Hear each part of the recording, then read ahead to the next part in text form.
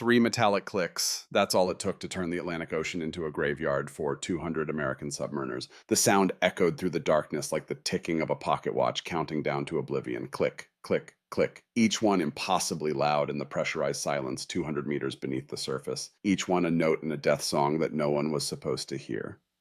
May 12th, 1943, 3:40 in the morning. Lieutenant Commander Michael Hartman gripped the periscope housing as USS Barracuda leveled off in the black waters of the North Atlantic. Above them, British destroyers swept the surface, their propellers creating a rhythmic throbbing that every man in the submarine could feel in his bones. Below them, something that shouldn't have been there, something invisible, something deadly. Michael Hartman was 33 years old. Before the war, he'd stood in front of teenagers at Boston Latin School, teaching them about water pressure and Archimedes' principle. He'd made physics simple enough for kids to understand, turning abstract formulas into real-world examples they could touch and feel. When you push an object through water, he'd tell them the water must move, and that creates pressure. Now, in the cramped control room of a submarine hunting German U-boats, that same physics he'd taught to children was about to kill him. The hydrophone operator sat at his station, headphones pressed against his ears, listening to the ocean's symphony. His name was Ensign James Chen. Everyone called him Jimmy. 22 years old, second-generation Chinese-American from San Francisco with perfect pitch and ears that could hear things other men couldn't. His mother had wanted him to be a musician, play piano in one of the fancy hotels downtown. Instead, after Pearl Harbor, after rocks came through the windows of their restaurant because people thought Chinese and Japanese were the same thing, Jimmy had enlisted to prove he was American. And on this night in these waters, his ears would be the only thing standing between 53 men and death.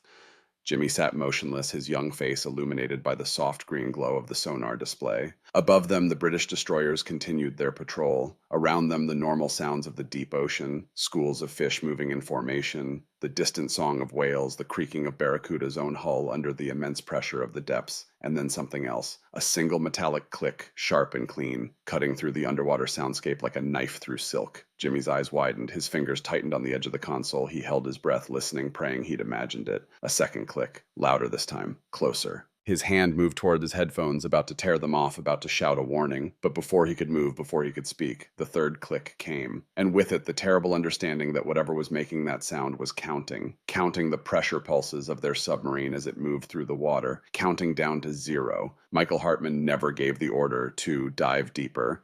The mine, sitting on the ocean floor 70 feet below, didn't care about orders. At exactly 3:40 and 39 seconds, the device completed its count. 500 pounds of minal explosive, 20% more powerful than TNT, detonated with the force of a small earthquake. The ocean itself seemed to scream. The explosion tore upward through the water, a column of superheated gas and shrapnel that hit Barracuda's keel like the fist of an angry god. The submarine bucked violently. Lights exploded in showers of glass. Men flew across compartments, slamming into bulkheads, into equipment, into each other. In the aft torpedo room, a pressure seal cracked with a sound like a gunshot, and the North Atlantic began pouring in through a gap no wider than a man's thumb. But water doesn't care about the size of the opening. Water finds a way. Michael's head cracked against the periscope housing. Blood ran down his face, warm and copper-tasting. Through the ringing in his ears, he could hear men screaming, could hear the shriek of tortured metal, could hear the roar of water rushing into spaces where water was never meant to go. All ahead full. Blow ballast. Surface. Surface now.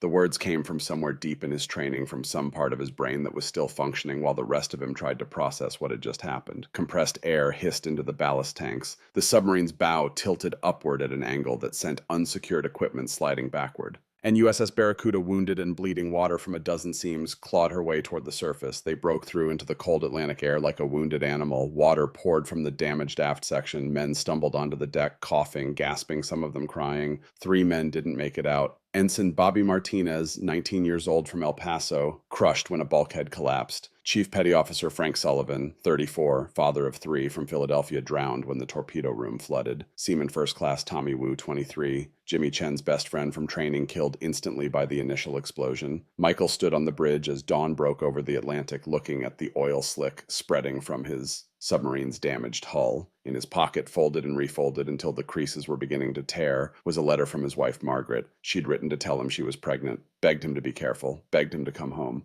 He pulled out the letter, now his hands shaking, and read it again in the gray morning light. Our son needs a father, she'd written. I need a husband. Please come home. Michael looked at the 3 body bags lined up on the deck. looked at his crew, exhausted and traumatized, some of them injured, all of them changed. He folded the letter and put it back in his pocket. What he didn't know yet, what none of them knew, was that they hadn't been attacked by a German weapon. The mine that had nearly killed them, that had succeeded in killing 3 good men, was American, built by American hands, designed by an American scientist, placed there deliberately to test whether it would spare American vessels or kill them. USS Barracuda and her crew had been guinea pigs, and the experiment had been a success 6 weeks earlier. Naval Research Laboratory, Washington, D.C., March 15, 1943. Dr. Eleanor Goodwin stood at the front of a conference room filled with admirals. She was 38 years old, tall and straight-backed, with dark hair pulled into a severe bun and eyes that hadn't smiled in 3 weeks. Not since the telegram had arrived, not since she'd learned her brother was dead.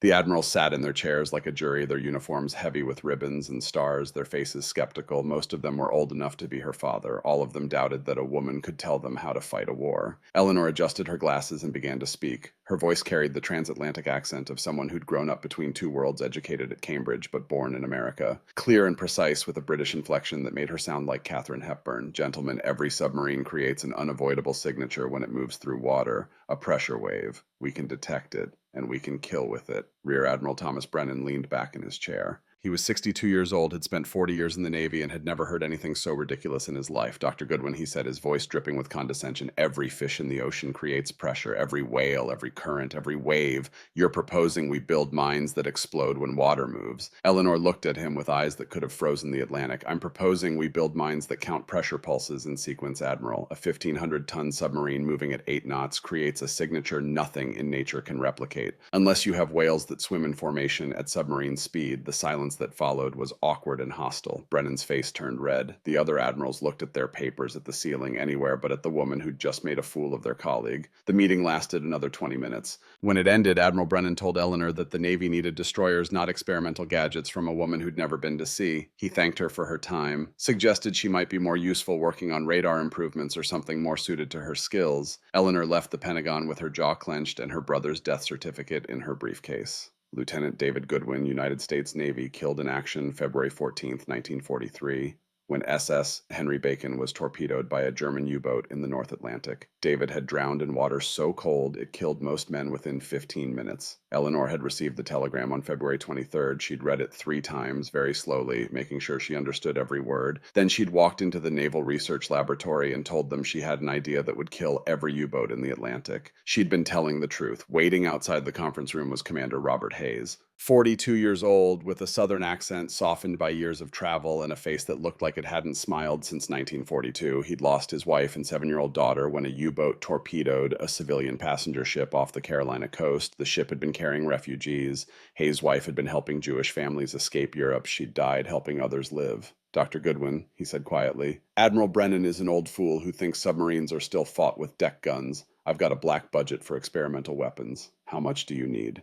Eleanor stopped walking, turned to look at him. You believe me, I believe in killing U-boats before they kill Americans. Show me it works, and I'll get you funding for 10,000 mines. For 6 weeks, Eleanor lived in a classified facility outside Washington. She worked 60-hour weeks on 3 hours of sleep, surviving on coffee that tasted like burnt rubber and the memory of her brother's last letter. David had written about the cold, about how the Atlantic in winter felt like it could kill you just by looking at it, about how he was proud to serve but scared every day that he wouldn't make it home. He'd been right to be scared. Eleanor built the prototype herself. 18 inches long, 6 inches in diameter, it looked like an oversized thermos bottle. Inside was a thin metal diaphragm connected to a counting mechanism so simple a watchmaker could build it. When a submarine passed overhead, water pressure increased. The diaphragm bent inward. Click. 1 pulse registered. The submarine continued moving, creating another pressure wave. Click. 2nd pulse. A 3rd. Click. And then 500 pounds of explosive turned physics into death. May 8th, 1943. Eleanor stood on the deck of a Navy testing ship off the Virginia coast. The morning smelled of salt and diesel fuel. Seagulls wheeled overhead, crying their harsh songs. Below her, sitting on the ocean floor at 70 feet, was prototype number 1.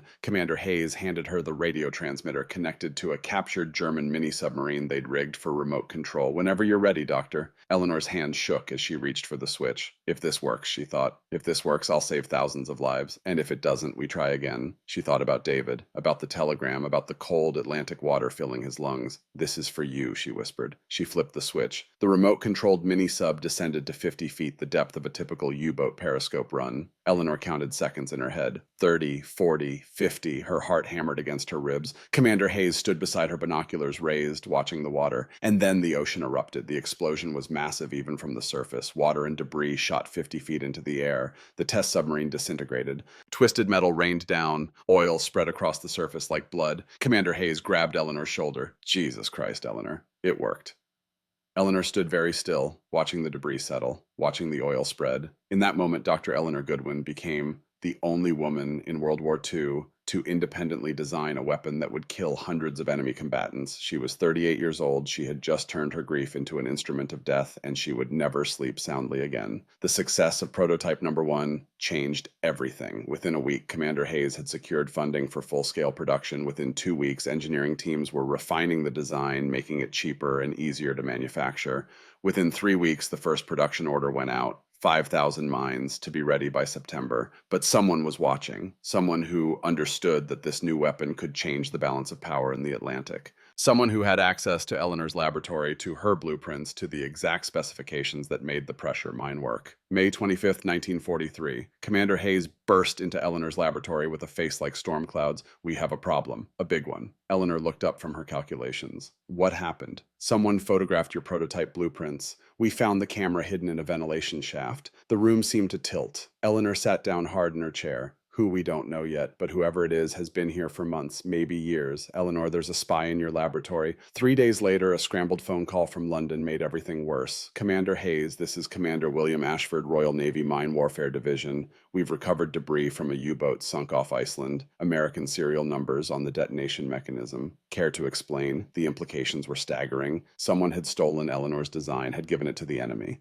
Or worse, had given it to someone else entirely. Because what Hayes and Eleanor didn't know yet, what they wouldn't discover until weeks later, was that the spy wasn't working for Germany. The spy was working for the Soviet Union. June 3rd, 1943, USS Barracuda left Naval Station Norfolk on what the crew believed was a routine patrol mission. Lieutenant Commander Michael Hartman stood on the bridge as his boat slipped beneath the waves, unaware that in his safe was a sealed envelope containing orders he wasn't supposed to open until they were 2 days out to sea. 2 days later, alone in his cabin, Michael broke the seal and read the orders. What he found made his blood run cold. Proceed to Grid Square Delta 7, navigate through designated testing zone, record all acoustic signatures, under no circumstances inform crew of minefield presence. Repeat, do not inform crew. Michael read the orders 3 times. Each time the words stayed the same. His government was using his submarine as bait, using 53 American lives to test whether Eleanor Goodwin's mines would work as designed, to see if they would distinguish between American and German submarines, or if they would kill indiscriminately. He could disobey, turn the boat around, save his crew from being guinea pigs in an experiment that could kill them all. But if he did, the testing would fail, the mines wouldn't be deployed, more merchant ships would sink, more sailors would die in the freezing Atlantic. Michael stood in his cabin holding those orders, thinking about Margaret and the baby she was carrying, thinking about the 367 Allied merchant ships that had been sunk in the first 4 months of 1943 alone, thinking about the arithmetic of war where you sacrifice the few to potentially save the many. He made his decision. "Chen," he called out, "get to your sonar station. I need you to listen for something." "What am I listening for?" Captain Michael paused. "I'll know it when you hear it." May 12th, 1943. 3:37 in the morning. USS Barracuda entered Grid Square Delta 7 at a depth of 200 meters. Jimmy Chen sat at his sonar station, headphones on, listening to the ocean. He heard the British destroyers above, heard the schools of fish around them, heard the normal sounds of the deep Atlantic. And then he heard something else, a sound that didn't belong, a mechanical click, sharp and distinct, cutting through the underwater soundscape.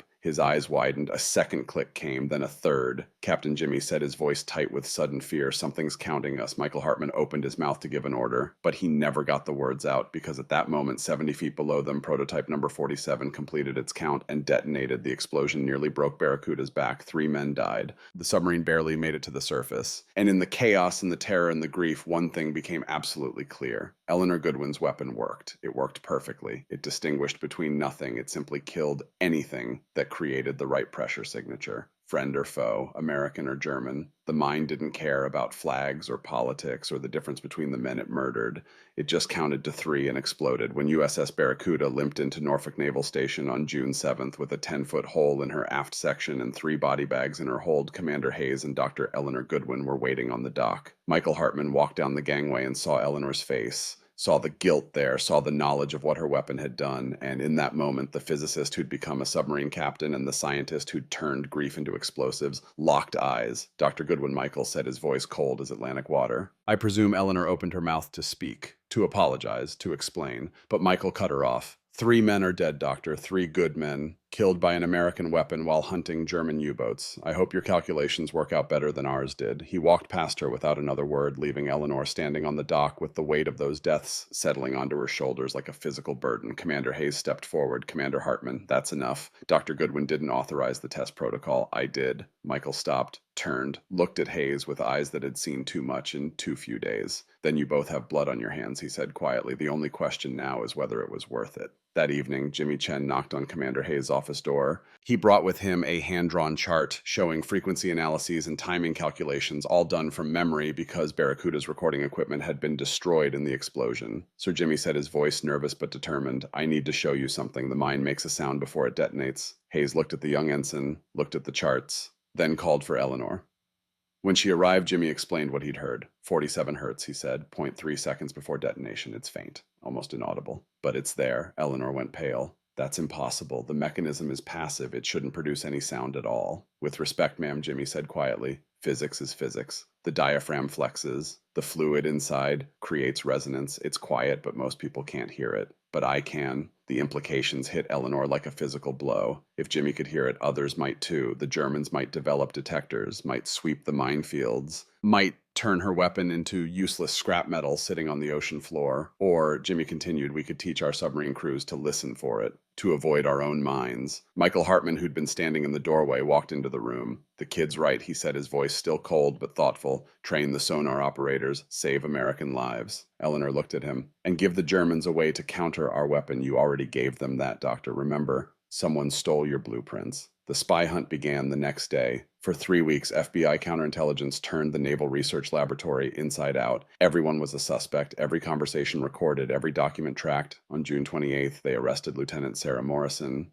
the same intelligence officer who'd first introduced Michael to Eleanor, the same woman who'd seemed so helpful, so professional, so trustworthy. They found a camera in her apartment, found half-developed film showing classified documents, found her fingerprints on everything. In the interrogation room, Sarah broke within an hour. The Germans have my brother, she said, tears streaming down her face. They captured him when his bomber went down over France. They said they'd kill him if I didn't cooperate. Eleanor watched through the one-way glass, her face expressionless. So you chose to kill Allied sailors to save one man. Sarah looked up at the glass even though she couldn't see through it. Wouldn't you...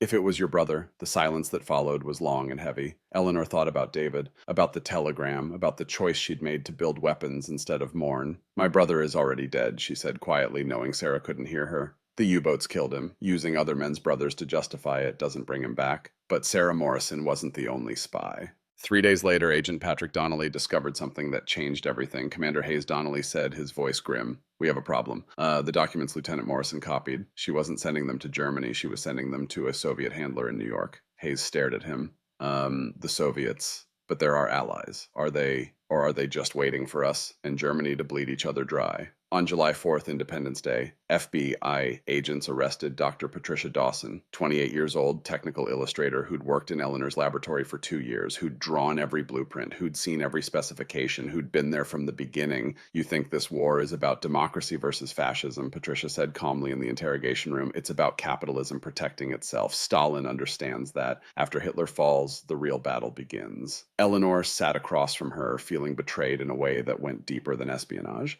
Patricia, we worked together. I trusted you and I respected you, Eleanor. You're brilliant. But you're building weapons for the wrong side of history. Patricia smiled, then a cold smile that held no warmth. I sent complete schematics to Moscow 3 weeks ago. By now, Soviet engineers are building their own pressure mines. And when this war ends, when America and the USSR finally stop pretending to be friends, you'll understand why I did it. Eleanor left the interrogation room and walked outside into the summer heat. She stood there for a long time thinking about trust and betrayal and the weapons we build and the prices we pay. Despite the spy scandal, despite the deaths, despite everything, the deadline remained. 10,000 operational mines by December 1943, in time for the invasion of Europe that everyone knew was coming. Eleanor drove production like a woman possessed. Armed guards at every door now, background checks on every worker, but still the work continued. The diaphragms, the counting mechanisms, the explosive charges, everything manufactured to tolerances measured in thousandths of an inch. The breakthrough came from Commander Hayes. Remembering that watchmakers worked with precision mechanisms every day, he placed advertisements in newspapers across America. Watchmakers wanted urgent war work, precision manufacturing. 300 of them came from New York and Chicago and Philadelphia and Boston, men too old to be drafted but still skilled enough to work magic with their hands. Among them was Solomon Weiss, 67 years old, a Jewish refugee from Vienna whose entire family had died in Dachau. Dr. Goodwin, Mr. Weiss, said in his German accented English, his old hands steady as he assembled his first diaphragm mechanism. My hands are old, but they remember how to make things that work. If these minds kill Nazis, then my hands are doing God's work. Solomon Weiss personally assembled 847 diaphragm mechanisms over the next 5 months. Not one of them failed. By December 1st, 1943, American factories had produced 14,300 pressure-activated mines, each one containing 500 pounds of minal explosive, each one calibrated to detect a submarine's underwater footprint with deadly accuracy, each one carrying a piece of Solomon Weiss's grief, Eleanor Goodwin's guilt, and the deaths of 3 American sailors who'd tested the prototype.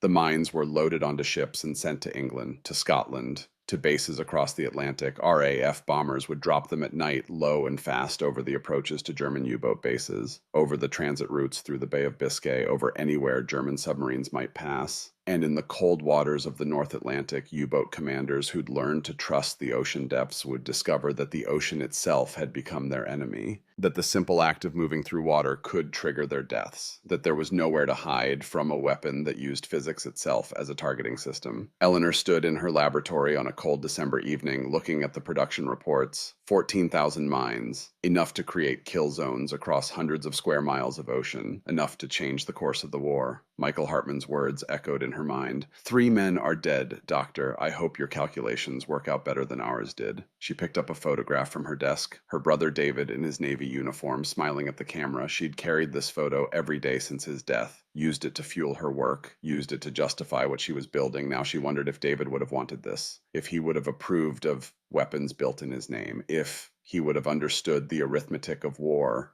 where you kill hundreds to save thousands. She would never know. David was gone. But his death had created something that would outlive them both, a weapon so simple it was elegant, so effective it was terrifying, so deadly it would change naval warfare forever. The silent tide had begun, and nothing in the Atlantic would ever be the same. December 1943. The North Atlantic in winter is a place where hope goes to die. Waves the size of buildings roll across thousands of miles of open water, driven by winds that haven't touched land since leaving the coast of Greenland. The sky merges with the sea in shades of gray that make it impossible to tell where one ends and the other begins. And beneath the surface, in the crushing darkness 200 meters down, submarines prowl like wolves hunting in a forest made of water. Kapitän Leutnant Friedrich Steinhoff stood in the control room of U-511, watching his crew go through the familiar rituals of a combat patrol. He was 40 years old, a veteran with 9 successful patrols under his belt, and he knew these waters better than he knew his own face in the mirror. He'd hunted Allied convoys through these same shipping lanes for 2 years, had sent 23 merchant ships to the bottom, had learned every trick, every tactic, every way to survive in an ocean that wanted to kill him almost as much as the British destroyers did. But lately, something had changed, something he couldn't quite identify, a feeling in his gut that told him the ocean itself had turned against them. 2 months earlier, Steinhoff had been transiting through what should have been safe waters when his hydrophone operator reported strange acoustic signatures. Multiple contacts, mechanical in nature, but not matching any known Allied sonar or mine-sweeping equipment. Steinhoff had altered course immediately, trusting an instinct he couldn't explain. 3 days later, U-439 had disappeared in those exact same waters. No distress call, no survivors, just gone. Since then, Steinhoff had learned to trust his gut above all else, and right now his gut was screaming. U-boats were disappearing, not many at first, one here, one there, lost without a trace, without a distress signal, without any indication of what had killed them.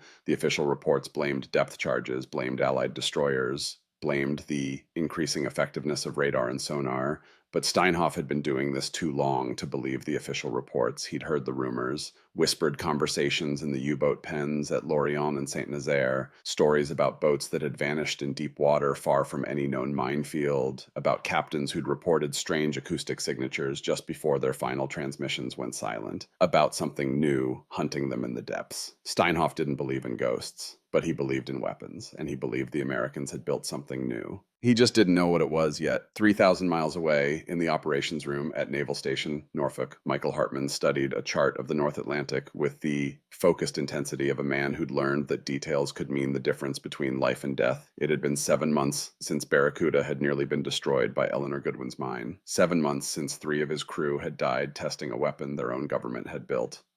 7 months of repair work, of crew replacement, of training new men to take the places of the ones who'd been killed. And now, against every instinct that told him to refuse, Michael had accepted a new mission. Not as a submarine captain this time, as a liaison officer between the submarine force and Dr. Goodwin's research team, teaching sonar operators to recognize the 47 hertz hum that Jimmy Chen had discovered, training crews to survive in an ocean that had been mined by their own side. The irony wasn't lost on him. The man who'd nearly been killed by the weapon was now teaching others how to avoid it. Jimmy Chen stood beside him at the chart table. The young ensign had been promoted after his discovery of the acoustic signature, had become something of a minor celebrity in submarine circles, the kid with perfect pitch who could hear death coming 0.3 seconds before it arrived. But Jimmy didn't feel like a celebrity. He felt like a fraud, because what he'd discovered could save American lives, but it could also save German lives if the enemy learned about it. Every time he taught another sonar operator to listen for that 47 hertz hum,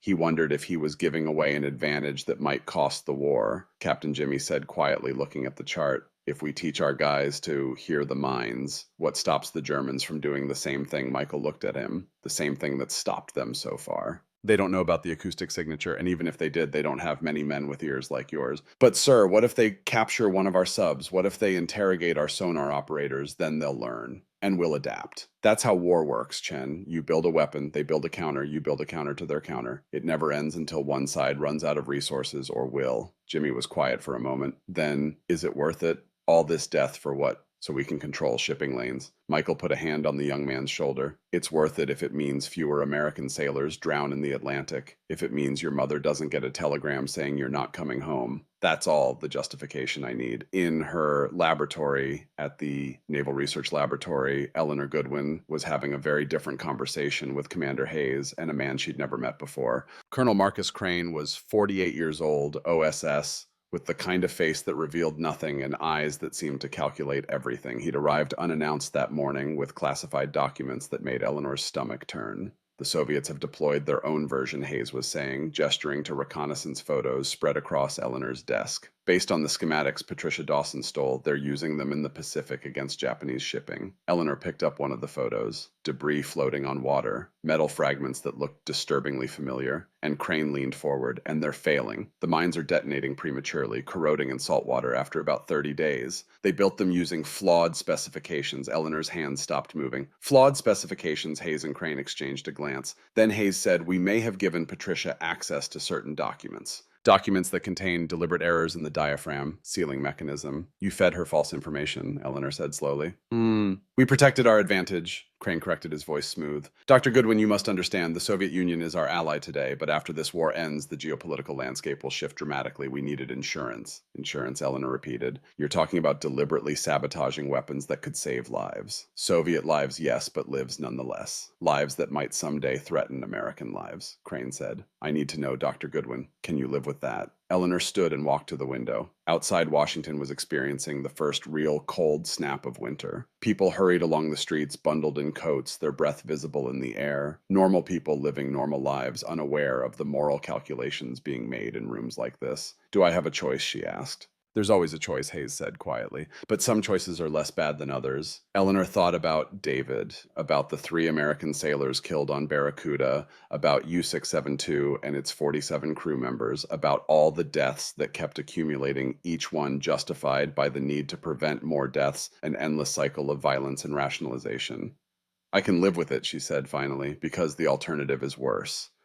Crane nodded, satisfied. "Then we're in agreement. The disinformation will continue. The Soviets will continue producing faulty mines. And when this war ends and new conflicts arise, we'll have maintained our technological superiority." As he left, Eleanor caught Hayes's arm. "Robert, what have we become?" Hayes looked at her with tired eyes. "We've become the people who do what's necessary so that others don't have to." "Get some rest, Eleanor. You look exhausted." But she didn't rest. That night, she stayed in her laboratory until dawn, running calculations, checking specifications, trying to convince herself that the mathematics justified the deception, that trading future Soviet capabilities for present American advantage was the right choice. The numbers said yes, her conscience said nothing at all. Across the Atlantic in the concrete U-boat pens at Lorient, France, Capitaine Lieutenant Steinhoff was receiving his mission briefing from the base commander.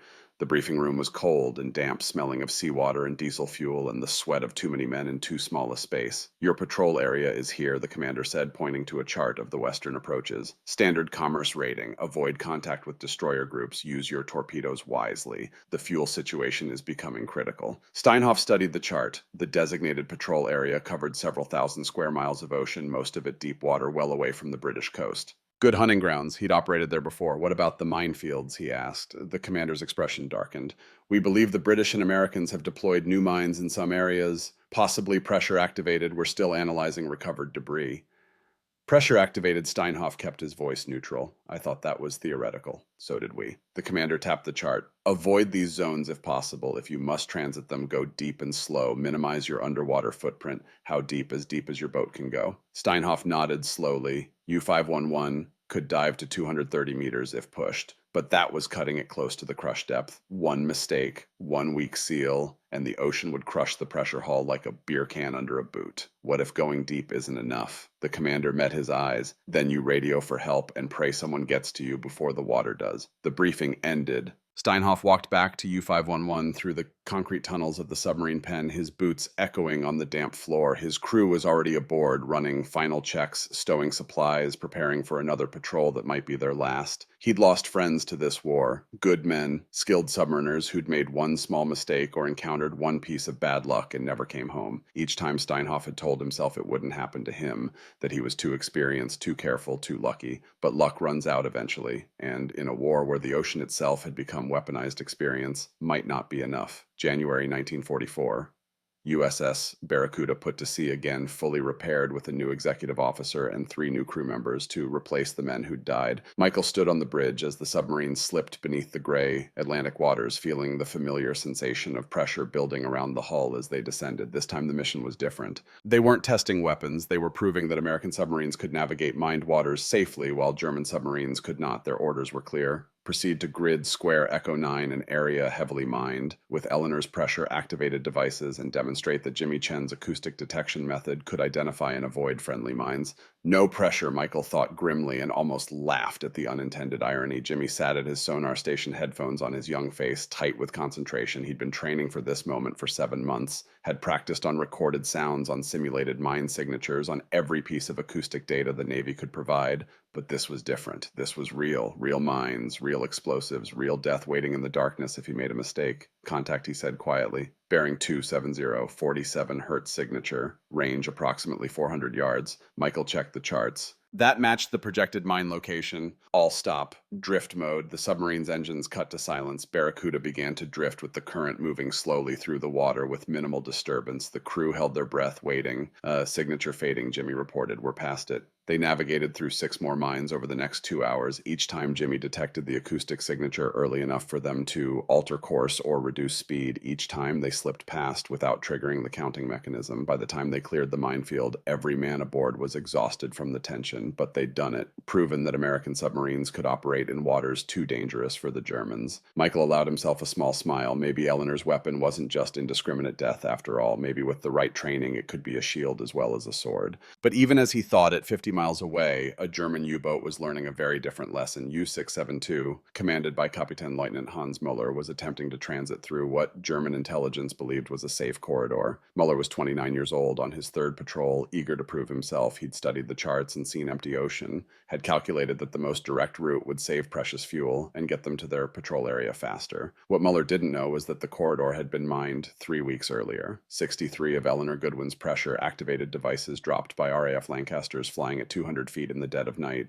U-672 entered the minefield at periscope depth on a cold February morning. Mueller stood at the periscope scanning for Allied aircraft, confident in his route selection. The first mine counted 3 pressure pulses and detonated directly beneath the submarine's control room. The explosion broke U-672's spine. The pressure hull ruptured in 3 places simultaneously. Cold Atlantic water rushed in with the force of a freight train. Mueller had time for one thought before the water reached him. I was wrong. The submarine sank in less than 2 minutes. All 47 crew members died, some from the initial explosion, most from drowning in the freezing darkness as their boat fell toward the ocean floor. The British recovered debris 3 weeks later. Among the wreckage, they found personal effects, letters from home never sent, photographs of wives and children who would wait for men who would never return. A small wooden cross carved by one of the crew members meant as a Christmas gift for his daughter. These items were cataloged, analyzed for intelligence value, and then stored in a warehouse where they would remain for 70 years before being donated to a maritime museum. The families of U-672's crew would never learn exactly how their husbands and fathers and sons had died. The official report simply listed the boat as lost with all hands in the North Atlantic. One more statistic in a war of statistics. Eleanor learned about U-672 from a casualty report that crossed her desk in late February. The report was dry and factual, listing the U-boat's designation, estimated crew size, and probable cause of loss. Pressure-activated mine.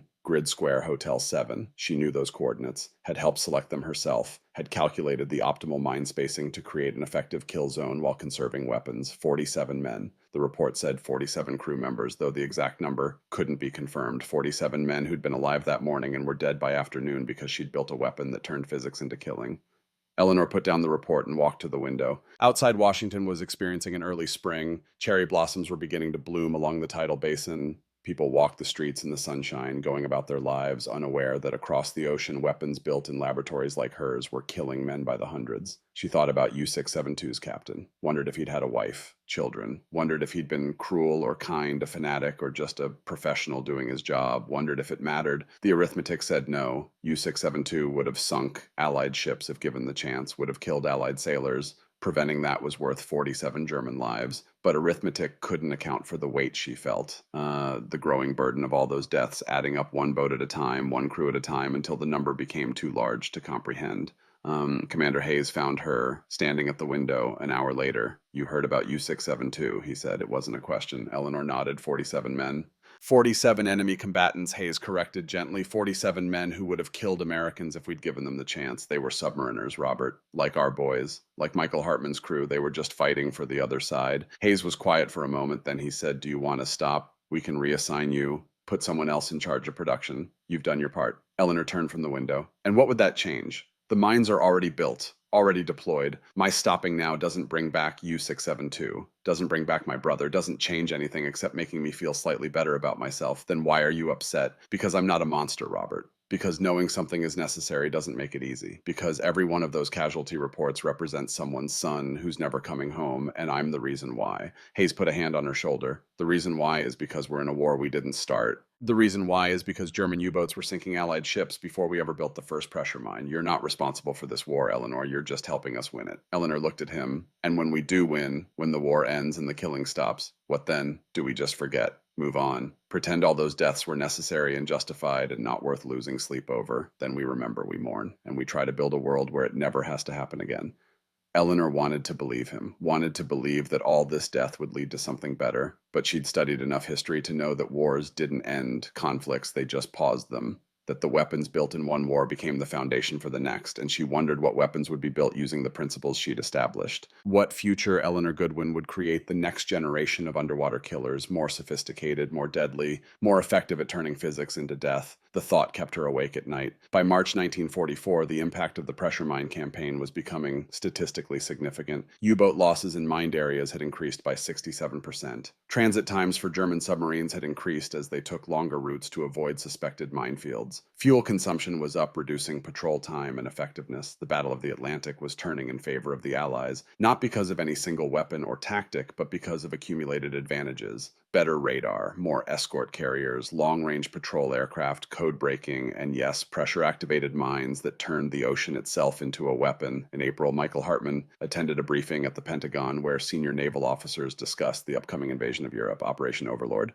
D-Day, the largest amphibious assault in history, scheduled for early June. The success of the invasion depended on controlling the English Channel, on preventing German U-boats from attacking the invasion fleet, on creating safe corridors through which thousands of ships could pass without being torpedoed. Admiral Ernest King, Chief of Naval Operations, stood at the front of the room and outlined the plan. We'll create a defensive barrier using combined minefields, 15,000 pressure mines, 5,000 magnetic mines supported by destroyer patrols and air cover. Michael listened, calculating in his head. 15,000 pressure mines, each one containing 500 pounds of explosive, each one calibrated to kill anything that moved through the water, with a submarine's underwater signature. If they worked as designed, the English Channel would become a death trap for any U-boat attempting to interfere with the invasion. If they failed, thousands of Allied soldiers would die on the beaches, while German submarines torpedoed the ships, bringing reinforcements and supplies. Everything depended on a weapon designed by a woman most of the men in the room had never met, a woman who carried the weight of hundreds of deaths and kept building mines anyway because the alternative was worse. After the briefing, Michael sought out Eleanor, found her in a small office reviewing production reports. She looked tired. 7 months of 60-hour weeks and guilt and responsibility had aged her. "Dr. Goodwin," he said from the doorway. She looked up. Commander Hartman. They hadn't spoken much since Barracuda had returned from its successful navigation of the minefield. Their relationship was professional, cordial, built on mutual respect and shared trauma, but there was a distance between them, a gap created by the fact that she'd built the weapon that had nearly killed him. "I wanted you to know," Michael said, "that your mines work. My crew navigated through a field of them last month. Jimmy Chen's acoustic detection method saved our lives." Eleanor nodded slowly. "I'm glad. Truly. They're going to use 15,000 of them for the invasion. That's what Admiral King said. I know. I signed off on the production order last week." Michael stepped into the office, closing the door behind him. "Are you okay with that? With the fact that those mines will kill hundreds of German sailors?" Eleanor met his eyes. I'm not okay with it. But I'll do it anyway because the alternative is letting those German sailors kill Allied soldiers. The arithmetic is clear, Commander. We sacrifice their lives to save ours. That's war. That's hell, Eleanor corrected. War is just what we call it to make ourselves feel better. They stood in silence for a moment, two people who'd been changed by the weapon between them. The scientist who'd created it and the soldier who'd nearly been destroyed by it. "My wife had our baby," Michael said finally. A boy, Michael Jr., born last July while I was on patrol." Eleanor smiled, a genuine expression that softened her tired face. "Congratulations. Thank you." He paused. "I think about him when I'm underwater, about the world he's going to grow up in. And I wonder if all this death, all these weapons, all this killing, if it's making that world better or worse." Eleanor looked down at her production reports, numbers on paper, statistics. But each number represented a mine, and each mine could kill 47 men like U-672. "I used to think I knew the answer to that," she said quietly. "Now I'm not sure I know anything at all." Outside the office, the spring sunshine continued warming Washington. Cherry blossoms drifted on the breeze like snow. People walked the streets, bought newspapers, worried about their sons and husbands serving overseas. And in laboratories and factories across America, workers built weapons designed by Dr. Eleanor Goodwin. Simple devices, elegant in their physics, deadly in their application. 15,000 more pressure mines were manufactured between February and May 1944, each one assembled with precision by men like Solomon Weiss, whose old hands remembered how to make things that worked. Each one tested and calibrated and shipped across the Atlantic to England. By late May, the mines were in position, dropped at night by RAF bombers flying low and fast over the English Channel and the Bay of Biscay, creating invisible barriers that no German submarine could cross without triggering the counting mechanism. The stage was set, the weapons were deployed, all that remained was to see if the arithmetic would hold, if the sacrifice of German lives would prevent the sacrifice of Allied lives, if Eleanor Goodwin's grief turned into physics, turned into mines, would help win the war. The answer would come on a beach in Normandy on a morning in June when thousands of young men would wade through the surf under machine gun fire, trusting that the ocean behind them was safe, trusting that German submarines weren't torpedoing the ships bringing reinforcements, trusting in weapons they'd never seen, built by people they'd never meet, designed by a woman who carried the weight of their survival like a cross. June was coming, and with it the test of whether all this death had been worth it. June 6, 1944, 4:30 in the morning, the English Channel. 156,000 Allied soldiers were about to storm 5 beaches on the coast of Normandy. Behind them, the largest invasion fleet ever assembled stretched across miles of gray water. 5,000 ships, 11,000 aircraft, the accumulated might of the free world concentrated on 50 miles of French coastline. And beneath the surface, invisible and silent, 15,000 pressure-activated mines waited in the darkness. Eleanor Goodwin sat in a communications room at the Pentagon, listening to radio reports crackling through speakers mounted on the wall. She hadn't slept in 36 hours, had spent the previous 2 days pacing her office, smoking cigarettes she didn't enjoy, drinking coffee that had long long since stopped having any effect. Everything she'd built for the past 14 months came down to this morning. If German U-boats broke through the mine barriers and reached the invasion fleet, thousands of soldiers would die. The invasion might fail, the war might drag on for years, and it would be her fault for building weapons that didn't work. Commander Hayes sat beside her, equally exhausted, equally tense. On the wall, a large map showed the invasion beaches: Omaha, Utah, Gold, Juneau, Sword. 5 names that would either become synonymous with Allied victory or Allied catastrophe. First wave is hitting the beach, a radio operator announced, encountering heavy resistance. The room fell silent except for the crackle of radio static and distant sounds of gunfire transmitted across 3,000 miles of cable and air. Eleanor closed her eyes and prayed to a god she wasn't sure she believed in anymore, prayed that her mines were working, that German submarines were being kept away from the fleet, that the arithmetic of death she'd calculated would hold. 50 miles away, beneath the cold waters of the English Channel, Captain Leutnant Friedrich Steinhoff commanded U-511 on what he knew would likely be a suicide mission. The orders had been clear: proceed to Grid Square Charlie 4, attack the Allied invasion fleet, sink as many transport vessels as possible, expect no rescue if damaged. Steinhoff had read those orders 3 times, looking for the part where headquarters acknowledged this was suicide, but the orders were professionally written as if they were asking him to do something reasonable, as if they weren't sending him and his crew of 46 men to die attacking the most heavily defended water in the world. He'd gathered his crew in the tight confines of the control room, told them the truth. We're going to try to reach the invasion fleet. Intelligence says the approaches are heavily mined.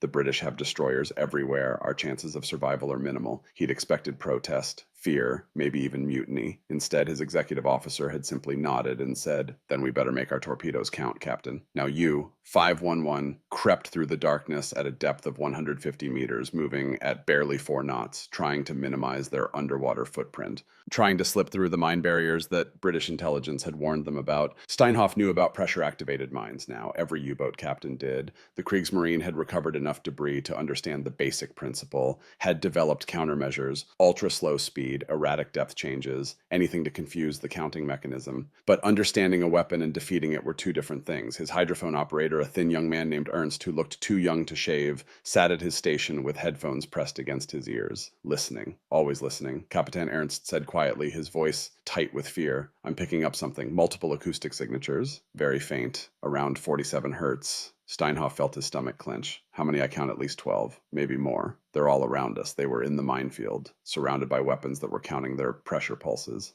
Waiting for the right combination of signals to trigger detonation. "All stop," Steinhoff ordered. "Drift mode. No one move. No one even breathe loud." The submarine's engines cut to silence. U-511 began to drift, with the current moving so slowly that the disturbance was barely detectable. 46 men held their breath. The only sound was the gentle creaking of the hull under pressure and the faint ping of distant sonar. Ernst kept his headphones on, listening to the mines. "The signatures are holding steady, Capitan. We're not triggering them." Not yet, Steinhoff thought.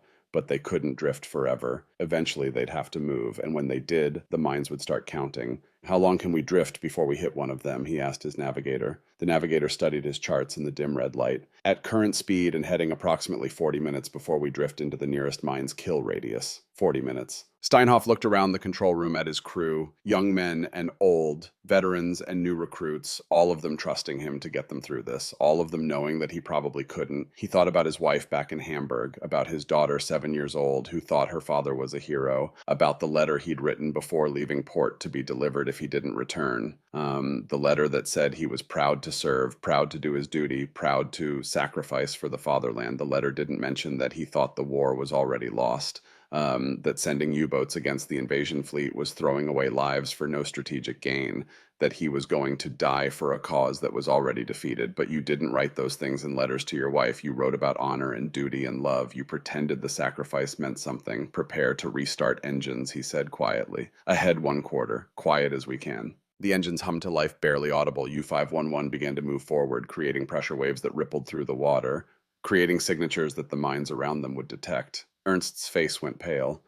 "Capitan, the signatures are changing. They're starting to count. How many pulses? 1 so far. We have perhaps 30 seconds before the second pulse registers." Steinhoff made a decision. "Hard to port.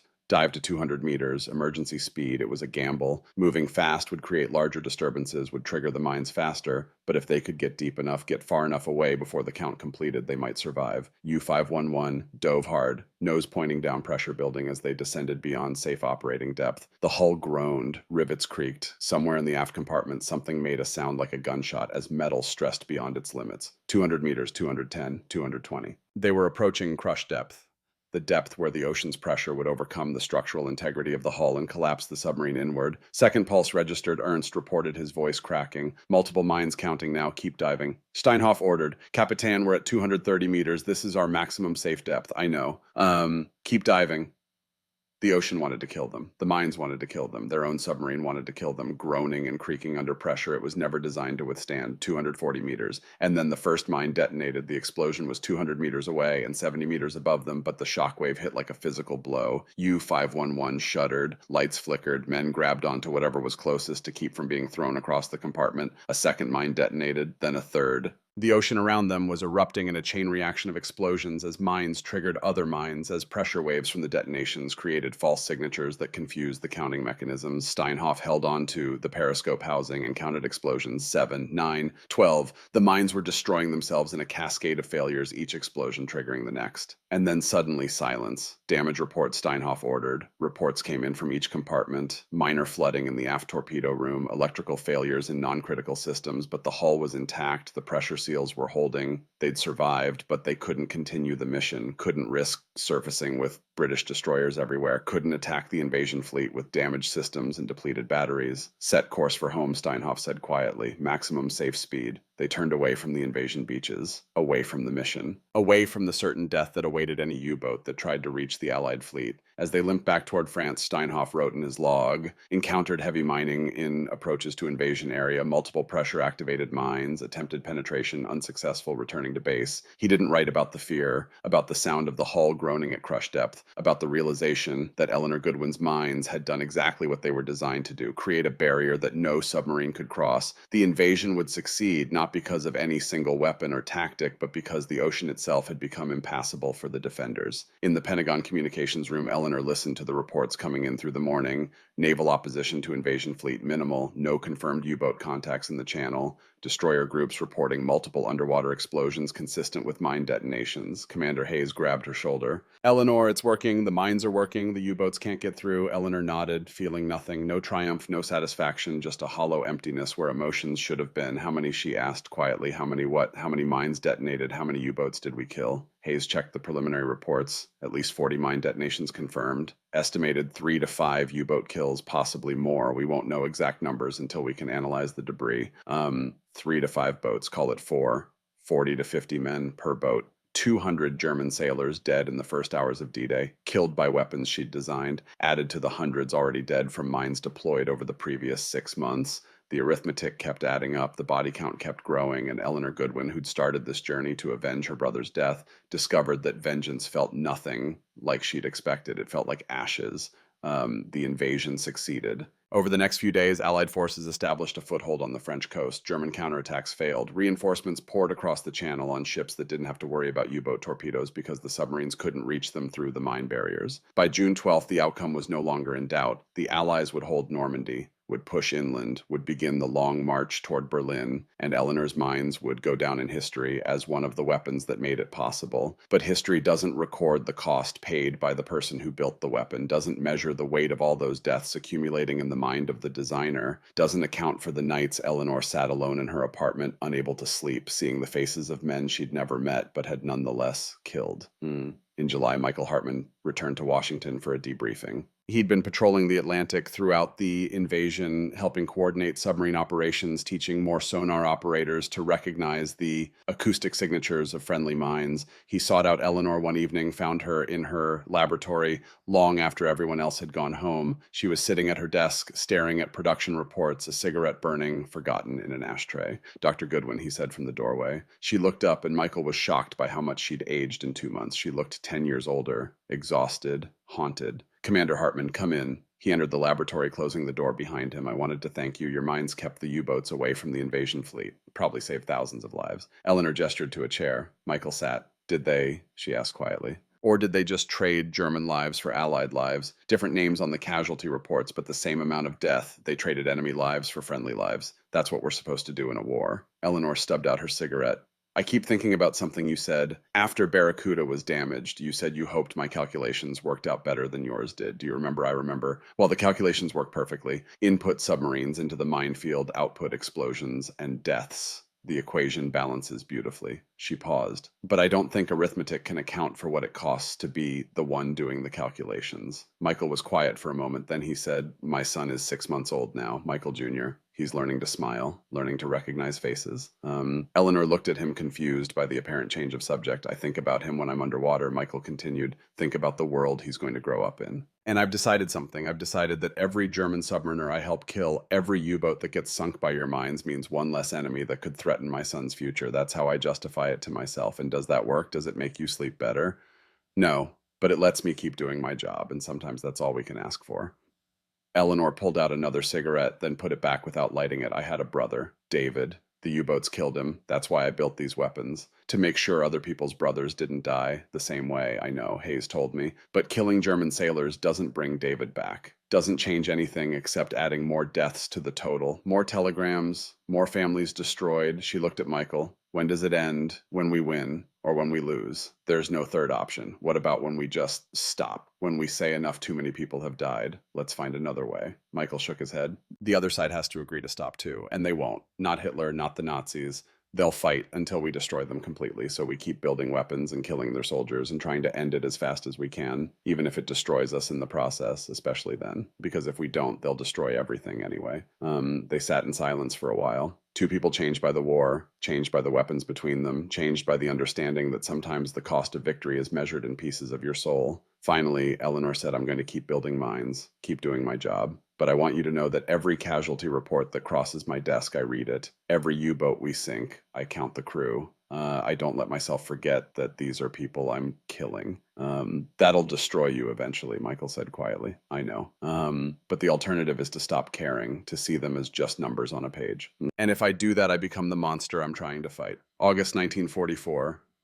The war in Europe entered its final phase. Allied forces pushed across France. The Soviet Union advanced from the east. Germany was being crushed between two massive armies, and everyone could see the end coming. U-boat losses continued to mount, not just from pressure mines, but from the accumulated weight of Allied advantages. Better radar, more aircraft, superior tactics. The hunters had become the hunted. Friedrich Steinhoff survived. U-511 made it back to France after the failed attempt to attack the invasion fleet, but the boat was too damaged to repair quickly, and by the time it was ready for patrol again, the Atlantic had become even more dangerous. In September, Steinhoff received orders to scuttle U-511 rather than let it fall into Allied hands as the French ports were being liberated. He gathered his crew one last time, thanked them for their service, and watched as his submarines settled to the bottom of Brest Harbor. Then he surrendered, became a prisoner of war, spent the next 2 years in a camp in England working on a farm, learning that the enemy soldiers he'd feared were just men like him, tired, scared, wanting to go home. He would survive the war,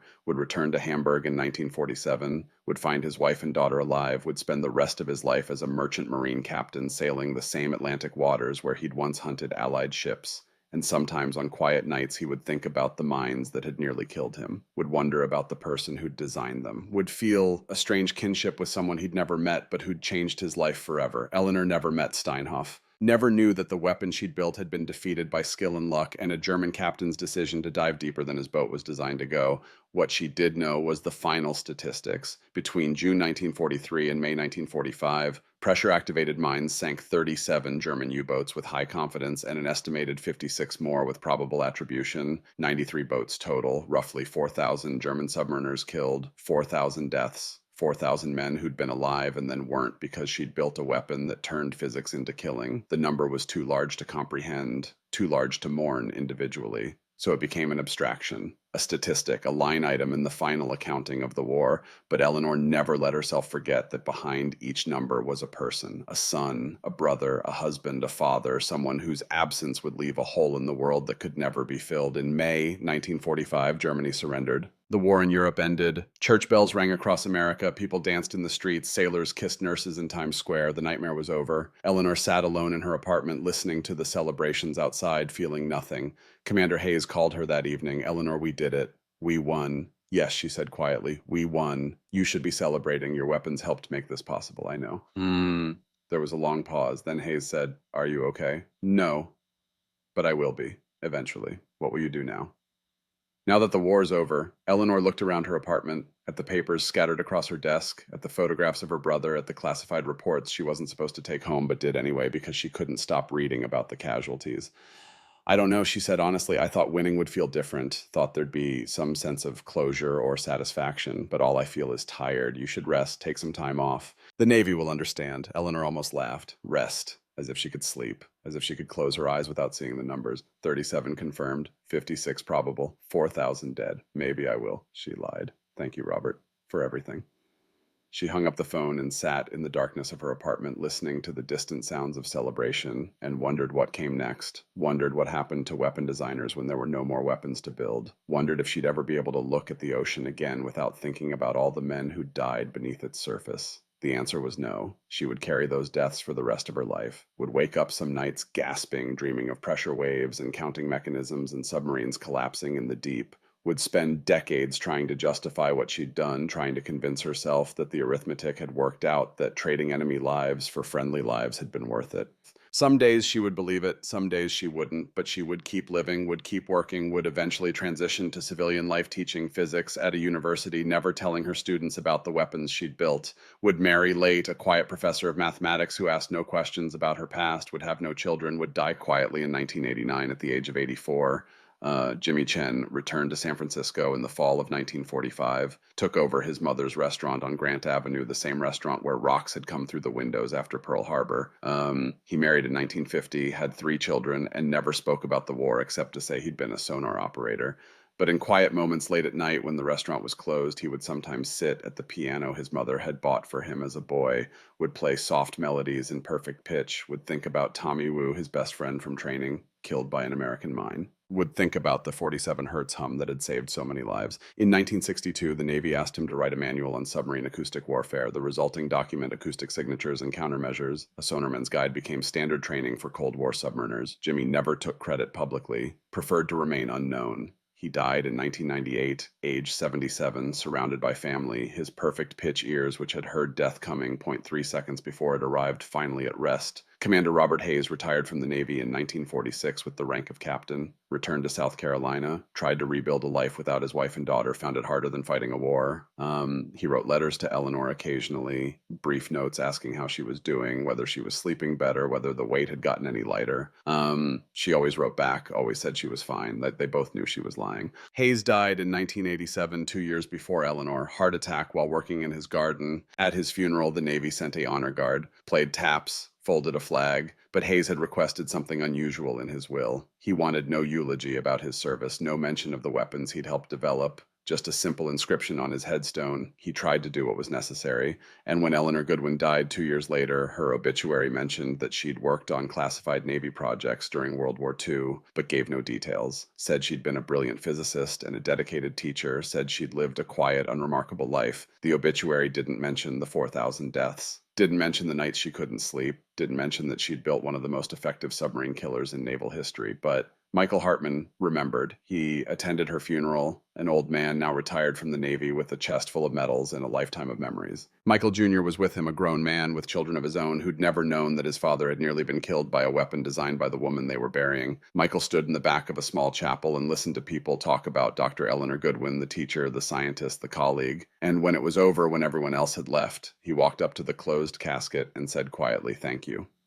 For building the weapon that kept the U-boats away from the invasion fleet, for doing what had to be done even though it cost you everything. No one heard him, but he needed to say it anyway because Eleanor Goodwin had saved thousands of lives by taking thousands of others, had turned her grief into physics, her physics into weapons, her weapons into victory, had paid a price that couldn't be measured in any currency except pieces of her soul, and in the end, that was the true cost of the silent tide. Not the money spent or the resources consumed or even the lives lost, but the burden carried by the people who built the weapons, the weight of all those deaths, the understanding that sometimes winning means becoming something you never wanted to be. Eleanor had understood that, had lived with it for 44 years after the war ended, had carried it to her grave. And now she was gone, taking her secrets with her, taking the full accounting of what it had cost to build those mines, taking the answer to the question she'd asked Michael in her laboratory: when does it end? The answer was simple: it ends when you do. When the person who built the weapon finally stops carrying the weight of what they created. When the last casualty report is filed and the last telegram sent and the last family learns that their son or husband or father isn't coming home, it ends when there's no one left to remember what it cost. But the ocean remembers. In the deep waters of the North Atlantic, thousands of pressure-activated mines still rest on the seabed. Most have corroded beyond functionality. Some have been cleared by mine-sweeping operations. A few remain active, waiting in the darkness for submarines that will never come. And sometimes, on quiet nights when the water is still, commercial ships passing overhead report hearing faint metallic sounds from the depths below. Click, click,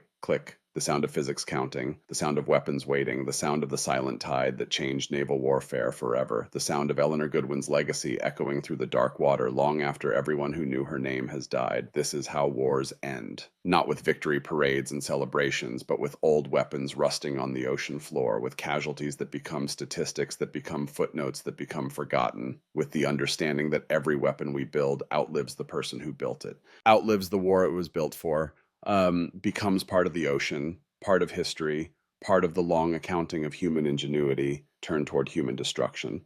And somewhere in the cold, dark depths where sunlight never reaches the mines that Eleanor Goodwin built continue their patient wait, still counting, still ready, still silent, until they're not.